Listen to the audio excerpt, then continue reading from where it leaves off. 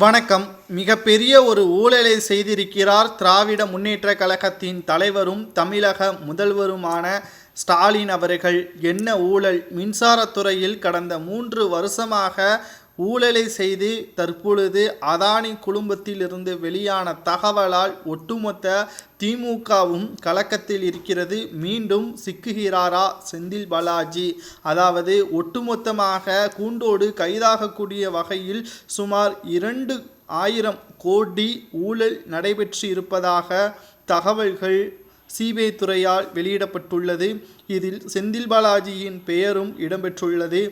சூரிய ஒளி மின்சார ஒப்பந்தங்களை பெறுவதற்காக இந்திய அதிகாரிகளுக்கு தொழிலதிபர் அதானி 25 கோடி டாலர்கள் லஞ்சமாக கொடுத்து இருப்பதாகவும் அதனை மறைத்து அமெரிக்கா முதலீடுகளை பெற்று மிகப்பெரிய மோசடியை செய்திருப்பதாக நியூயார்க் பெடரல் நீதிமன்றத்தில் அமெரிக்கா வழக்கு ஒன்று தொடர்ந்துள்ளது.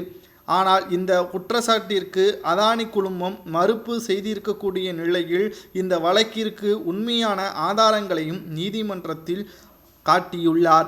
இதில் தமிழகத்தில் இருந்து மட்டும் செந்தில் பாலாஜி அவர்கள் மூலமாக 2,000 கோடி ரூபாய் லஞ்சம் கொடுக்கப்பட்டிருப்பதற்கான ஆவணங்களும் அந்த குற்றச்சாட்டில் இடம்பெற்றுள்ளது. இதை செந்தில் பாலாஜி அவர்கள் மறுத்த போதிலும் ஆவணங்கள் அனைத்தும் திமுகவிற்கு எதிராக இருப்பதால் நிச்சயம் இந்த வழக்கு இந்திய உச்சநீதிமன்றத்தில் விசாரணைக்கு வரலாம். இதனால் மின்சாரத்துறையில் ஏற்பட்டுள்ள மிக மோசமான ஊழலும் வெட்ட வெளிச்சத்திற்கு வரும் என்றும் கூறப்படுகிறது. இன்னும் 1.5 ஆண்டுகள் தான் இருக்கிறது திமுகவின் ஆட்சி முடிவதற்கு. அதற்கு முன்பாகவே இந்த வழக்கு முடிவிற்கு வரும் என்றும் 2Gயை விட இந்த வழக்கு மிக பெரிய அளவில் பேசப்படும். ஏனென்றால் ஒட்டுமொத்தமாக சுமார் 40,000 கோடி வரை ஒட்டுமொத்த ஊழல் நடைபெற்றிருப்பதாகவும் இந்தியா முழுவதும் அதில் தமிழகத்தில் திமுகவின் பங்கும் இருப்பதாக செய்திகளை நம்மால் பார்க்க முடிகிறது.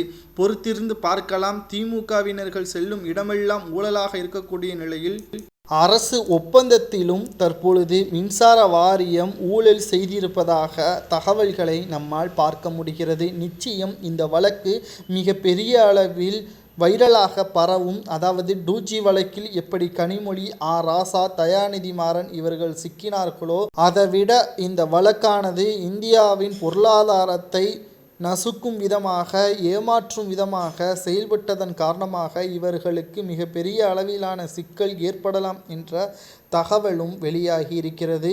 மேலும் அதானி குழுமம் நிச்சயம் தண்டனைக்கு உட்படுத்தப்படுவதால் ஊழல் செய்தவர்களுக்கு என்ன தண்டனை வழங்கலாம் என்பதை மறக்காம கமெண்ட் வாயிலாக கூறுங்கள்.